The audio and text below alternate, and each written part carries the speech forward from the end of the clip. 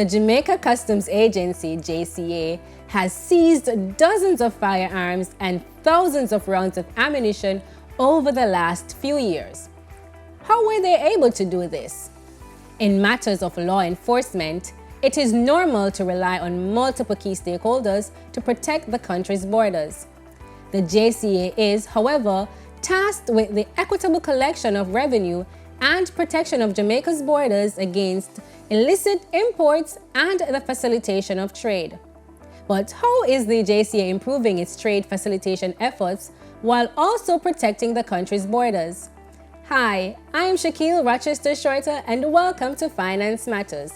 Today I will be speaking with Mr. Kingsley Henry, Director of Cargo Imaging and Security at the Jamaica Customs Agency, about trade management and border protection. Remember to like, share, and subscribe to our YouTube channel.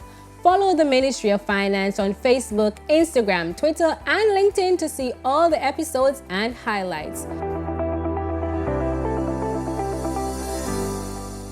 Mr. Henry, thanks for joining us today. What is customs duty? When you think about custom duties, you'll be thinking about all the taxes and fees that are levied on imports and exports, right? But those taxes are broken down into individual pieces. So you'll have the import duty, and that import duty is based on what we call the harmonized commodity coding and description system, commonly called a tariff. So if you go on the customs website and you go on trade and you click on the drop down, you'll see what we call the integrated tariff, and that has all the commodities that you can think about that one may want to import. There is a code that is assigned to it, and you will see the customs import duties and all the other related taxes that are levied against that particular commodity. So that's customs duty. So all of those would comprise custom duties, right? So in terms of the Jamaica Customs Agency, what waivers are available to the ordinary person? You know, and that is a conception or misconception that a lot of people have. And they think, and they come to customs and say, customs, what waiver can you grant? But there's a technicality there, because waivers are granted by the Ministry of Finance and the Public Service. Okay. But on the flip side of that, on the other side, there are exemptions that are available to various sectors. So the government would have reformed the incentives and waiver structure with the omnibus incentives legislation in 2014. And coming out of that, you have different sectors like the healthcare sector, hotel and tourism, the manufacturing sector, the creative industries, particularly music and film, that can get particular exemptions. And information about that type of exemption is also available on our website, but also available on the Ministry of Finance's website and the various ministries, departments, and agencies that have responsibilities for these areas. To be clear, I, as an ordinary Jamaican, there are no waivers available for me? I wish, as an ordinary Jamaican, if your granny or your auntie said you're a barrel, I wish there's some waiver, but there isn't for the ordinary, right? But however, a few years ago, the Ministry and Jamaica Customs, in their wisdom, decided, for example, to introduce a flat rate that is applicable to barrels, because you would understand that the barrel trade is a big part of the importation trade for us here in Jamaica. And so if you are importing a barrel with, let's say, regular grocery items, a few items of clothing, and other small household and personal effects, then the general duty rate that is applied to that will be $6,500 plus an applicable customs processing or administrative fee. So what should Jamaicans bear in mind when they're importing goods? Well, one of the things we want to say to Jamaicans, there's no need to fear customs, right? Because a lot of persons have fear of customs. There's a fear of paying taxes, there's a fear of the interaction. But your best friend when you're importing is information, right? So, for example, if you are going to be importing something, you want to find out beforehand, do I need a license? Do I need a permit, right?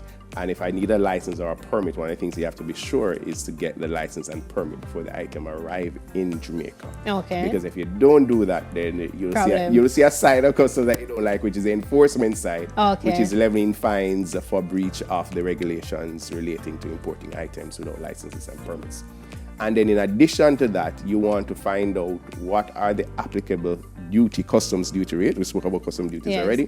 What are those rates? Go onto the website and find out if I'm shipping or importing clothing, what is the duty rate? If I'm doing jewelry, what is the duty rate? If I'm doing toys or something, what is the duty rate? And if you have that information, it makes it easier for you. And if you get invoices when you make your purchases overseas, please supply those invoices to customs. If you're using an agent, a freight forwarding agent, or you're using a custom broker, provide them with the correct information so that they can make an accurate declaration to customs. When that is done, the process is seamless both for our officials, but more so for you, the importing public.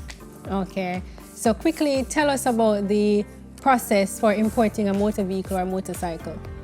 And that's a common question as well, right? One of the things that we want to say to the public is that there's no shortcut, right? Because sometimes there are people out there who may be advertising that there's a shortcut where, that we can get. So there's none. There's no shortcut, right? So to import a automobile or a motorcycle, what is required is that you have to get a import license from the trade board. Okay. And you must get that license before the car arrives in Jamaica. But the government also instituted a few years ago that there is a requirement for a pre-inspection that must be done in the country of export. Okay. So that pre-inspection has to be done, and you have to get that pre-inspection certificate. You also have to get a title or an export certificate from the country where the car is coming from. And very importantly, you cannot clear a car yourself as an individual. Okay. You need the services of a licensed customs broker to effect clearance on your behalf.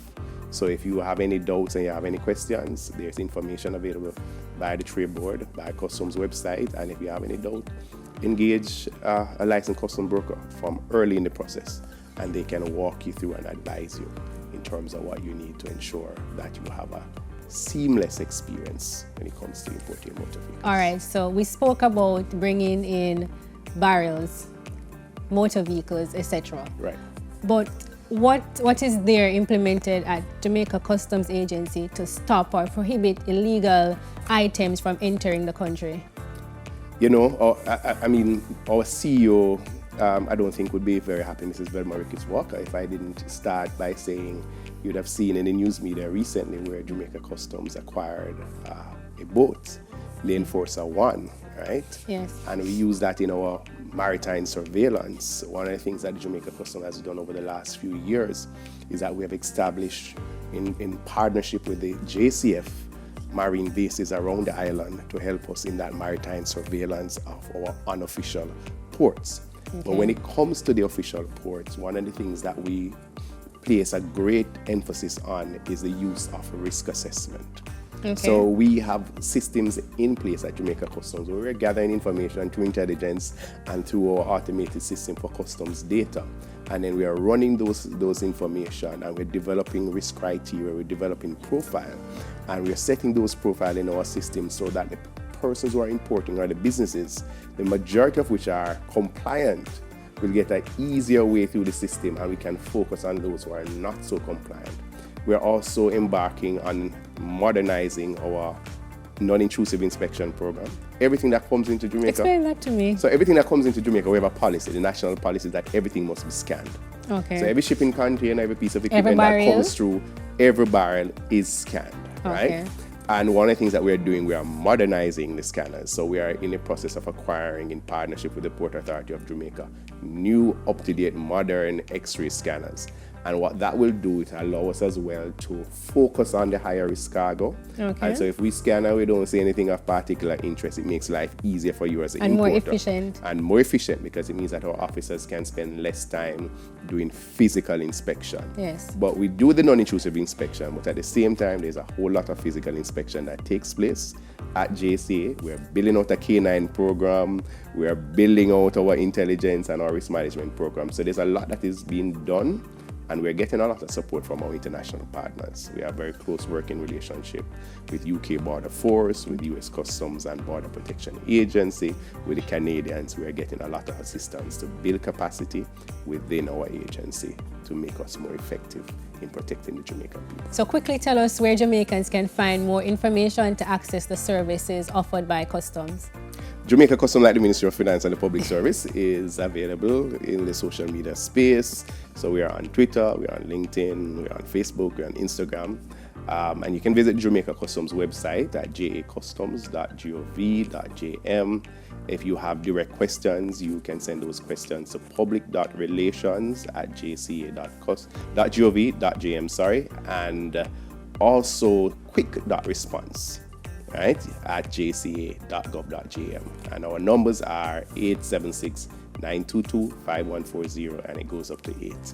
And if you use any of those means, you will get to the correct individuals within the agency who will be able to address your query. And if you don't get to us, we have freight forwarding agents, we have custom brokers that work in partnership with us that can provide valuable information. Thank you for coming on our program and sharing with us the operations of the Jamaica Customs Agency. And thank you for joining us on this episode of Finance Matters. Remember to follow us on social media at MOF Jamaica and tune in next week as we continue to demystify the economic and fiscal policies and initiatives implemented by the government to empower Jamaicans as we chart a path to Jamaica's economic prosperity.